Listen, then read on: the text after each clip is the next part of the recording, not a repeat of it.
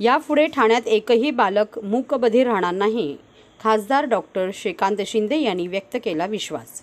ठाणे महानगरपालिकेच्या मूकबधिर बालक मुक्त ठाणे योजनेचा शुभारंभ। दोन्ही कानांसाठी कॉक्लिअर इम्प्लांटच्या शस्त्रक्रियेसाठी मदत करणारी ठाणे महापालिका देशात पहिली।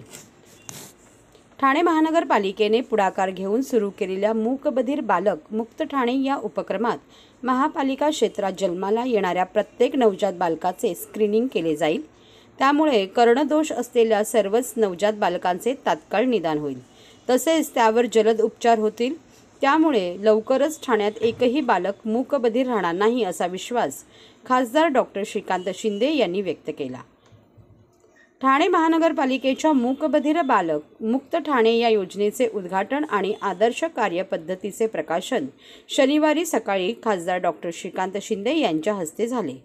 महापालिका मुख्यालयातील कैलासवासी नरेंद्र बल्लाळ सभागृह येथे झालेल्या या समारंभास व्यासपीठावर आमदार प्रताप सरनाईक, आमदार ॲडव्होकेट निरंजन डावखरे, माजी आमदार रवींद्र फाटक, माजी महापौर नरेश मस्के, माजी महापौर मीनाक्षी शिंदे, माजी नगरसेवक संजय वाघुले, प्रख्यात ENT तज्ज्ञ डॉक्टर प्रदीप उप्पल, डॉक्टर आशिष भूमकर, महापालिका आयुक्त अभिजित बांगर, अतिरिक्त आयुक्त 1 संदीप माळवी, अतिरिक्त आयुक्त 2 प्रशांत रोडे उपस्थित होते। त्याचबरोबर माजी नगरसेवक, महापालिकेने केलेल्या आर्थिक मदतीमुळे कॉक्लिअर इम्प्लांट शस्त्रक्रिया झालेली मुले, त्यांचे पालक आदी मोठ्या संख्येने उपस्थित होते।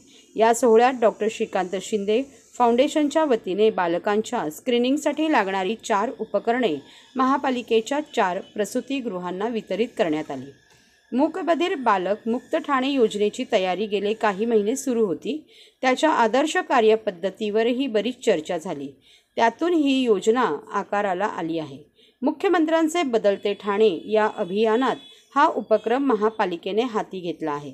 त्यासाठी महापालिका प्रशासन आणि डॉक्टर प्रदीप उप्पल, डॉक्टर आशिष भूमकर यांनी खूप मेहनत घेतली असल्याचे खासदार डॉक्टर श्रीकांत शिंदे यांनी सांगितले।